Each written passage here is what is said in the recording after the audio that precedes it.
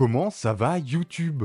Aujourd'hui, nous allons parler de 5 mangas masterclass de chez Meian Édition. Je vais faire une petite série avec pas mal de maisons d'édition où je vais vous présenter 5 mangas qui sortent du lot selon moi. J'ai essayé de mélanger un petit peu entre les mangas pas trop connus et des mangas ultra connus mais qui sont ultra intéressants et je suis obligé d'en parler. On va aussi essayer de mélanger un peu les genres, les styles, donc j'essaye de vous faire une liste qui peut quasi plaire à tout le monde. Vous avez vu la grimace que j'ai fait, c'est que je suis pas trop sûr de mon coup.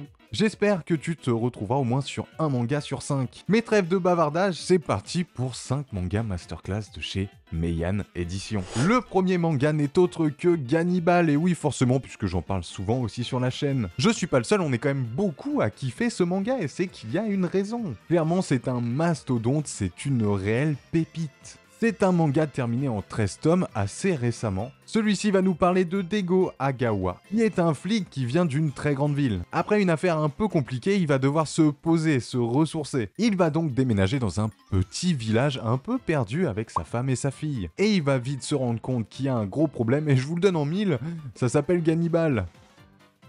Il va alors devoir remplacer l'ancien flic du village et enquêter, trouver ce qui se passe en fait, tout simplement. Et on pourrait croire qu'on part d'un point A à un point B, mais comme je le dis souvent, finalement on va jusqu'au point B, puis au point C, puis au point D, et en fait tout se met bout à bout. C'est une histoire ultra complète et je préfère vous donner zéro détail. C'est tellement une dinguerie que je vous laisse découvrir ça vous-même en fait. Je peux vous dire que vous n'êtes pas au bout de vos surprises et votre cerveau va prendre très très cher. Attention, on parle de cannibalisme, donc forcément si t'es pas trop dans le gore, passe ton chemin. Mais pour ceux que ça ne dérange pas, vraiment c'est une pépite, n'hésitez pas une seule seconde. Pour le manga numéro 2, j'ai sélectionné Kingdom. Oh tiens, comme c'est bizarre. Bon, pour être tout à fait franc, je suis loin d'être un expert sur cette œuvre. J'ai lu le tome 1 et 2. Wouh! Bah voilà, hein. On va pouvoir passer à la suite du coup parce que j'ai pas grand chose à dire. Malgré le peu d'expertise que j'ai sur le manga, je suis obligé de vous en parler puisque c'est un must-have à avoir de chez Meian Édition. Moi-même, le tome 1 m'a mis une grosse claque et je n'ai qu'une envie, c'est de lire la suite. Alors je suis un peu long, je prends mon temps, mais je vais la lire cette suite. Ben oui, je vais la lire un jour. J'espère. Un manga qui te transcende dès le tome 1, est-ce que vous en avez beaucoup?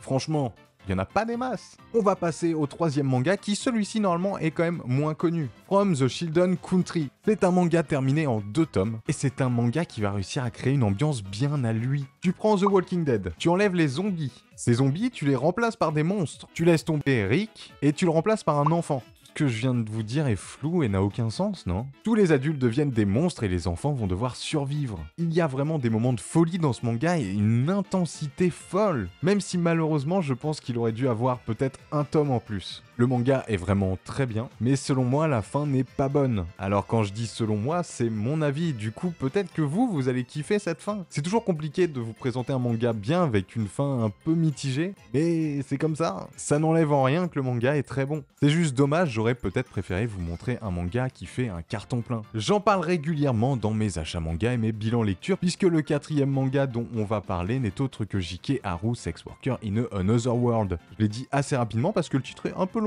C'est un isekai masterclass et atypique. D'autant plus que son tome 5 m'a complètement retourné. J'ai fait une vidéo dessus, n'hésite pas à aller la checker si tu as envie de voir un peu plus en détail. Juste avant, je vous disais que c'était un isekai atypique. Et oui, oubliez ce mec qui est cheaté, on n'est pas du tout sur ce registre-là. Puisque là, notre héroïne, c'est Haru et c'est une fille de joie. Voilà.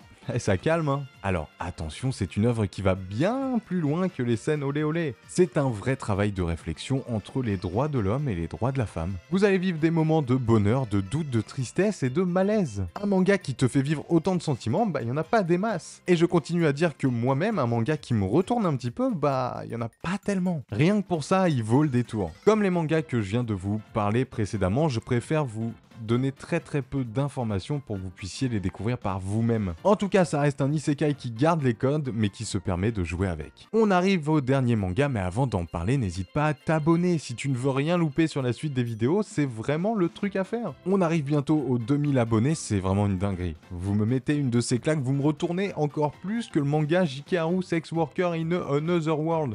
C'est bon. Le dernier manga dont je vais vous parler n'est autre que Masamune-kun Revenge. On part sur toute autre chose puisque là on va parler de romance et de comédie. On va suivre l'histoire de Masamune qui dans le passé était un peu enrobé. Il était amoureux d'une fille et il lui a déclaré sa flamme. Celle-ci lui a mis un gros râteau et elle lui a même donné un petit surnom tout sympathique. Pied de cochon. Voili voilou. Une note sur 10 pour sa gentillesse ? Moi je dis 2 grand max, mais vraiment grand max. Après ça, pendant pas mal d'années, Masamune va s'entraîner et faire pas mal de muscu pour se tailler un corps de rêve. Et avec ce nouveau corps, il n'a qu'une envie, c'est conquérir des années plus tard cette même fille, juste pour la jeter juste après. D'où arrive toute la partie comédie qui fonctionne très bien. Prenez en compte qu'elle-même ne se souvient pas du petit garçon, donc elle ne fait pas le rapprochement entre Masamune un peu enrobé et Masamune beau gosse. Il va se jouer de ça et pouvoir se venger. Vous allez retrouver des personnages qui sont plutôt sympathiques, plutôt attachants, et ça fonctionne très bien. Moi qui ne suis pas un grand fan de la comédie, de l'humour, ça ne fonctionne pas forcément à 100% sur moi, et bien celui-ci a fonctionné. Donc j'ai envie de vous dire que si ça fonctionne sur moi, ça fonctionne sur vous. Cet argument n'est pas sûr à 100% par contre. Il n'est pas confirmé par la Gaki Industries. Voilà, c'est dit. Aujourd'hui, il y a 10 tomes de sortie et l'œuvre se terminera en 12 tomes, donc on n'est pas très loin de la fin. Et en parlant de la fin, c'est la fin de cette vidéo. J'espère qu'elle vous aura plu, auquel cas de toute façon vous retrouverez des prochaines vidéos avec encore 5 mangas qui sont plutôt très bons par maison d'édition. Si vous avez d'autres mangas pépites de chez Meian Édition, n'hésitez pas à me le dire en commentaire, je checkerai ça. Nous, comme d'habitude, on se retrouve dans une prochaine vidéo, c'était Gaki-san. Salut les gars.